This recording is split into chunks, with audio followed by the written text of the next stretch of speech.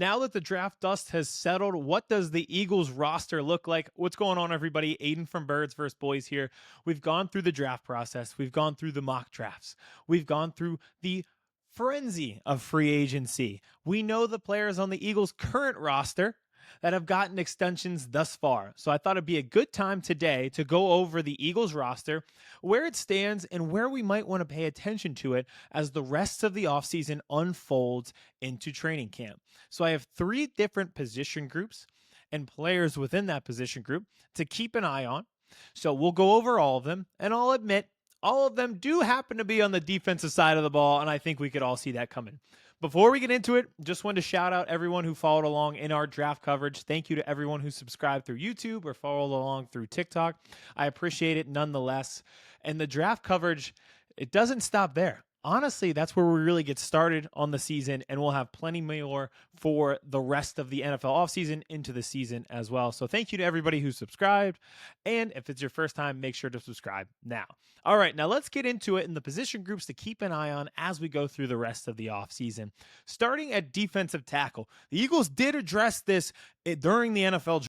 I'm really happy with the player that they came away with. So that's why I wanted to start here. Ty Robinson is awesome. I brought this up before, but I was watching a different draft show, and they described him as a brick shithouse. That is exactly how I want my defensive tackles to be labeled as. That's how I know that you are really, really good at plugging the middle. What's funny with Ty Robinson is it's not really he's not really a gap plugger. He's a guy who's freakishly athletic and can get up the field. I know this doesn't really matter for defensive tackles, but he ran the fastest 40. He had the second highest broad jump of any defensive tackle. So he's just like an insane athlete who can get himself up the field quickly. Consistency is what we need to see from him, and probably why you got him in round 4 versus on a day 1 selection. But regardless, I'm very, very excited that the Eagles got him. Great value in getting him. He projects to be your replacement for Milton Williams. But in reality, Moro Ojomo seems to plug the hole of Milton Williams, and then Ty Robinson plugs the hole of Moro Ojomo. The question is, will that be enough? They picked up the 5th-year option for Jordan Davis, so they know we are financially interested and accepting of where he is as a player. And I think that they have been over the moon with what he is as a player, but I think maybe his position is too one-trick pony-ish. And then Moro Ojomo, we know that they like him. I think every time he's on the field, he has a really high pass rush rate from the inside, so I think a lot of people do like him. But both of those guys, Jordan Davis and Moro Ojomo, only playing 37% of the snaps for the Eagles. So we know these guys are taking on roles now with Milton Williams gone, where they're playing more and more snaps that you would have not seen a year ago or at any point during these guys' career. Can they handle that? Can Jordan Davis become a 3-down guy and not just that big, massive run stuffer, one-trick pony run guy in the middle? Can Moro Ojomo do what he's been doing, but he was doing it in limited reps? Could he do it in full-time reps? Could he do it if he was constantly next to Jalen Carter and not just occasionally there? Could he do it without Jalen Carter there so Carter doesn't have to play every snap? He's been able to do that, but in all likelihood, we would like him to be able to get off the field every once in a while, right? So that's where also Ty Robinson comes in. He's going to get snaps right away. Can you be consistent in the 15 or so snaps a game that they give you? So I think that's a position to keep an eye on because it's 2 people elevating their games, elevating their snap counts to levels that they have not before, and then Ty Robinson coming in as a rookie and having to fill in a hole that is pretty sizable, both literally in terms of size of Milton Williams and metaphorically as well. So I thought that was a number 1 position to start with because it was addressed, and we still have to keep an eye on it. Going to the number 2 position to take a look at, corner. We lost 2 corners in Darius Slay and Isaiah Rodgers, also Avonte Maddox, but that's more in the slot. I don't want to focus on the outside corner right now. Kelee Ringo, if we've learned anything from this draft, he is going to get his chance to start day 1. And I like the jersey change. Going single digit leads me to believe that he could be a guy that will be official in the league.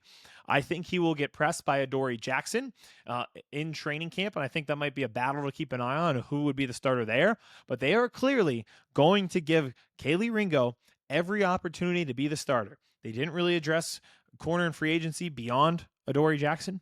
They didn't address it in the draft until the fifth round with Mac McWilliams. So it leads me to think Kelee Ringo is a starter.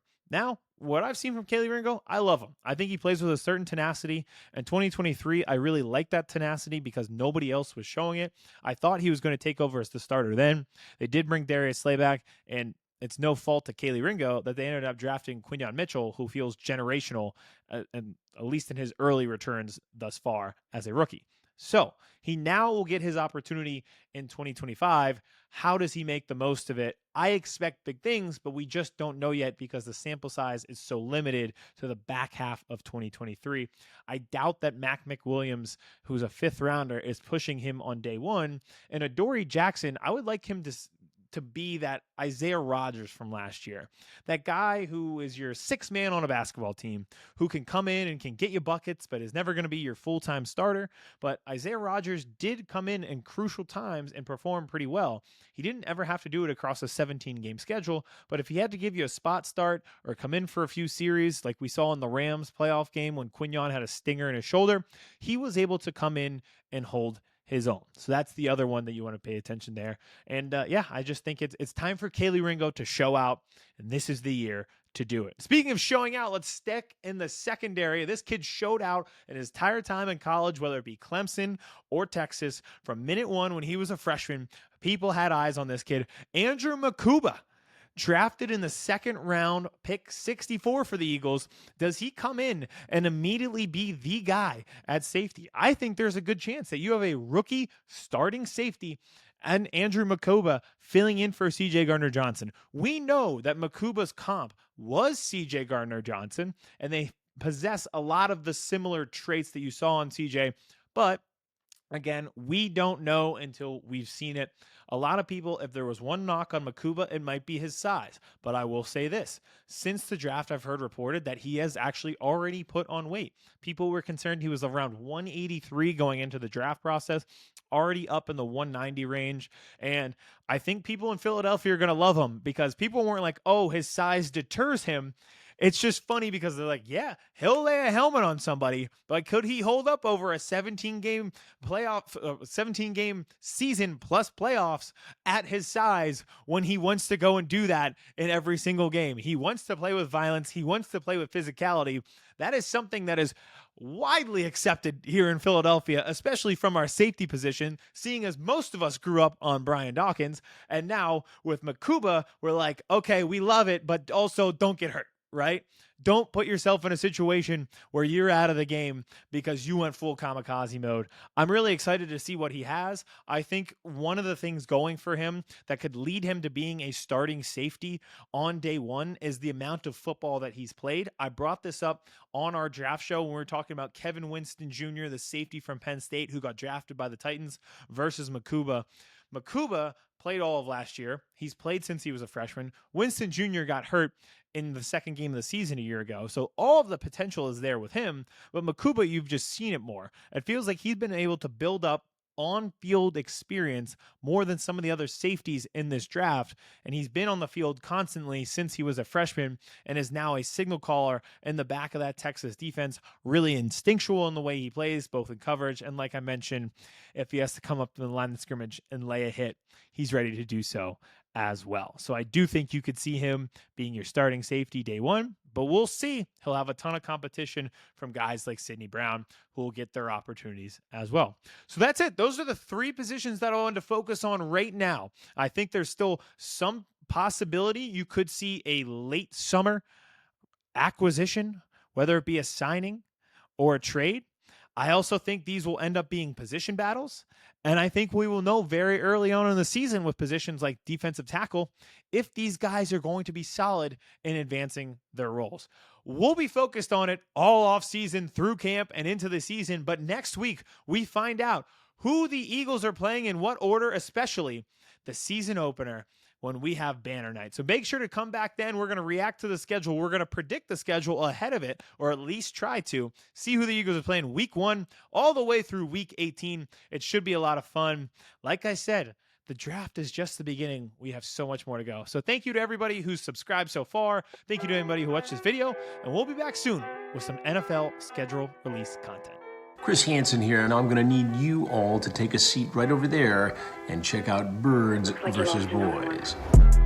I think you're completely right here, and I hate it. Yep. Hey, idiots. Stop doing dumb things. I got 2 phones. Upside alert. Upside alert. I might go insane. I think you're already there. There's no hope.